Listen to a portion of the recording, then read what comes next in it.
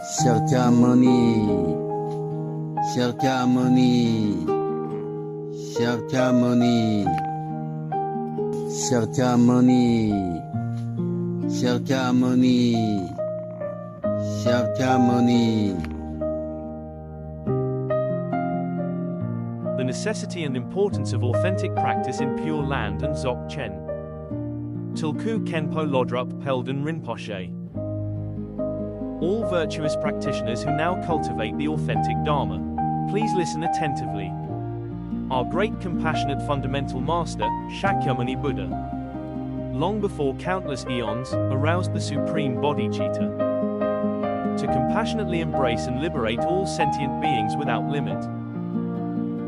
From that moment forth, he upheld cherishing the happiness of others as greater than his own, and dedicated each deed to the welfare of all beings. He offered his entire life, or his head, limbs, and other parts of his body, performed immeasurable compassionate deeds of generosity.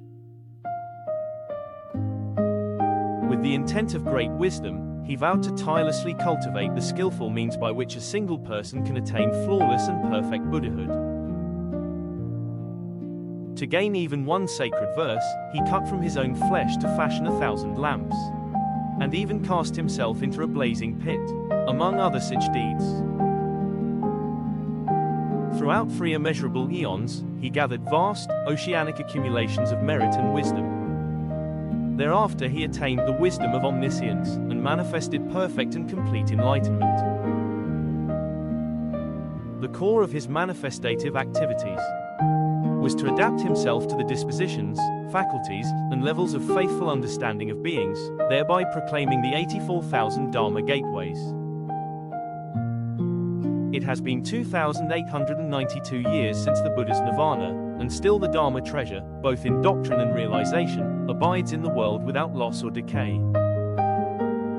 It is truly due to the profound kindness and vast virtues of many superior noble beings, such as bodhisattvas, arhat elders, emanated Dharma kings, translators, panditas and accomplished masters. Moreover, in this degenerate age, our ability to still encounter the authentic Dharma is wholly due to the great compassion of the noble saints and the merit we have accumulated in past lives. We must recognize that this is not merely like receiving a few gold coins, but rather an exceptionally auspicious fortune drawn forth from past karmic actions. The so-called true Dharma is that which removes the afflictive karmic obstructions, like the very causes of disease, from the mental continuum of sentient beings, and rescue and liberate beings from all the sufferings of samsara, which are like a grave and debilitating illness, and to obtain the supreme means for attaining the everlasting peace and happiness of the fruition of complete and perfect enlightenment.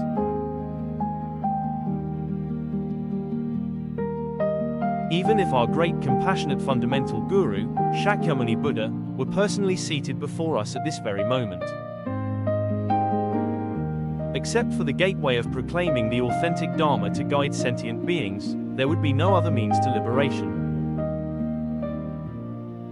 As it is said, the Buddhas do not wash away sentient beings' sins with water, nor do they remove the suffering of sentient beings with their hands, nor do they transfer their own realization to others. They expound the quiescent Dharma nature, leading beings to attain liberation. Whether we are able to attain liberation from samsara depends entirely on how diligently we practice the authentic Dharma.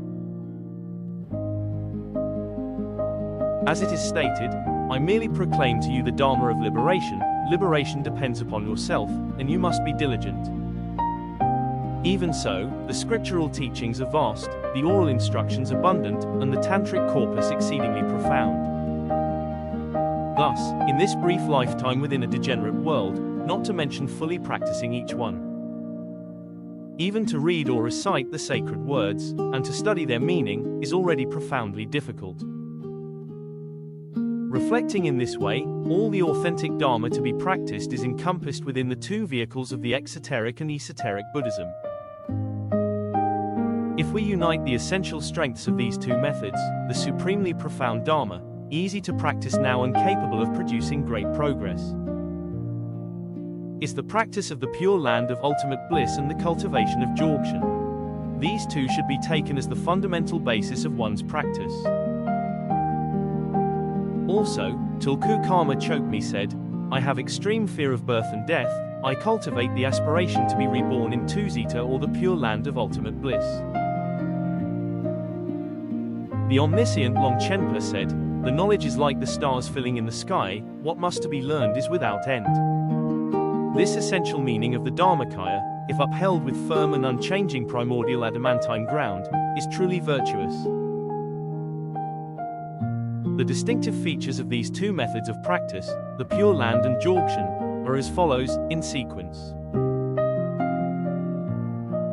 Pure Land, one does not require cultivating the basic worldly methods for counteracting the root delusion of Satkaya Drishti, which is remedied through the practice of non-self. Can be reborn in the land of ultimate bliss, where the afflictions of the 5 and 3 poisons, and every impure phenomenon do not exist even in name.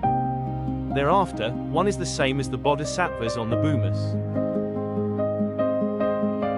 Dzogchen, without abandoning the ordinary cluster of the 8 consciousnesses, one recognizes, realizes, and fully masters the naked essence of ultimate reality.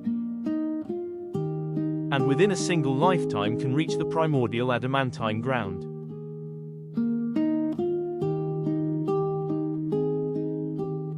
The method of its practice is given in the Mahayana Solemn Sutra on the Holy Buddha of Immeasurable Light, which says, Ananda, if a noble man or woman gives rise to the aspiration, how wonderful would be if I could see Amitabha Buddha in this very lifetime.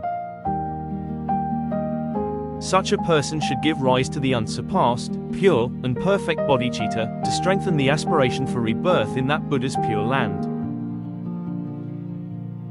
One should uphold a pure mind, gather virtuous roots, and dedicate all merit universally.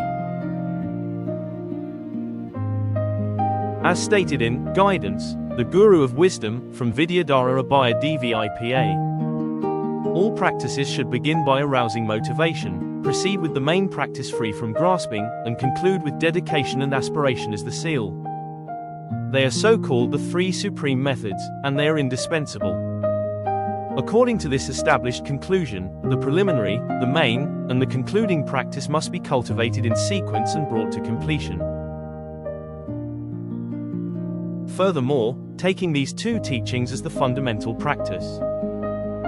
All practitioners should use every virtue done through body, speech, and mind as the skillful gateway into these 2 practices. Any supportive practices essential to these 2 cultivation dharmas must be undertaken with firm determination. Therefore, one should reflect in this way and uphold it. I must not grasp at things like children picking flowers, but should sincerely cultivate a genuine dharma for the time of death. If one can seize the essential core of this practice in this way, the dharma will integrate with one's mind, the dharma will become the path will reach its fulfillment, and all branches of practice will advance diligently. Shakyamuni, Shakyamuni, Shakyamuni.